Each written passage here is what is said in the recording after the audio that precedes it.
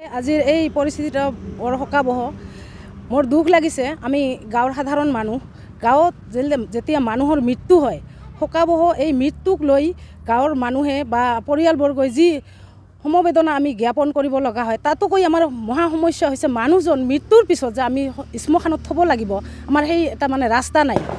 আজি দুখৰ বিষয়, পৰিতাপৰ বিষয়, এই মহাপবিত্ৰ টুনিয়াই নদীৰ বুকুত আজি এই কলৰ ভূৰ সাজি আমি যে সেই মানুহজনক থ'ব লগা হৈছে, এটা আমাৰ বৰ পৰিতাপৰ বিষয়। সেইকাৰণে মানুহে মানুহৰ বাবে হিত চিন্তা কৰি মাননীয় প্ৰশাসন বিষয়া তথা আমাৰ সাংসদ মহোদয়ক মানুহৰ হিত চিন্তা কৰি মানুহে মানুহৰ বাবে সৎ চিন্তা ভাৱনা কৰি অলপ আমি চালি জাৰি চাব কৈছোঁ আৰু খুব ততাতৈয়াকৈ খুব ক্ষিপ্ৰতাৰে কামখিনি কৰিবলৈ আমি ইয়াৰে বিনম্ৰ আহ্বান জনাইছোঁ। ইয়াৰ পূৰ্বে আপোনালোকে জিলা প্ৰশাসনক যোগাযোগ কৰিছিল, কিন্তু কোনো হেৰি কৰা নাছিল, সঁহাৰি পোৱা নাছিলোঁ।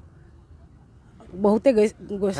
কোনখন জিলাৰ অন্তৰ্গত কোনখিনি ঠাই? বঙাইগাঁও জিলাৰ অন্তৰ্গত দক্ষিণ বৈতামাৰী এটা অঞ্চলৰ তালগুৰি গাঁও। আজি আমাৰ তালগুৰি গাঁৱৰ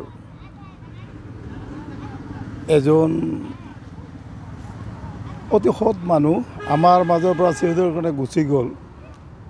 কিন্তু আমাৰ এনেকুৱা এটা অৱস্থা হৈছে যে আমাৰ শ্মশান ঘাটলৈ যেতিয়া আমি যাব লগা হয় এটা হ'লৈ, তেতিয়া আমাৰ পথৰ বিৰাট অভাৱ হৈ আছে। আমাৰ ৰাস্তা, আমি শ্মশান ঘাটলৈ যোৱাৰ কাৰণে আমাৰ ৰাস্তা নাই। সেইকাৰণে নদীয়েদি আমি এই নদীৰ এইফালেদি কলৰ ভূৰ বনাই আমি এই মৰাশটো লৈ যাব লগা হৈছে। ইয়াৰ আগতেও আমি লৈ গৈছিলোঁ ভূৰ বনাই কলৰ, আমি তাতে লৈ গৈছিলোঁ কিছু মাহ পূৰ্বে।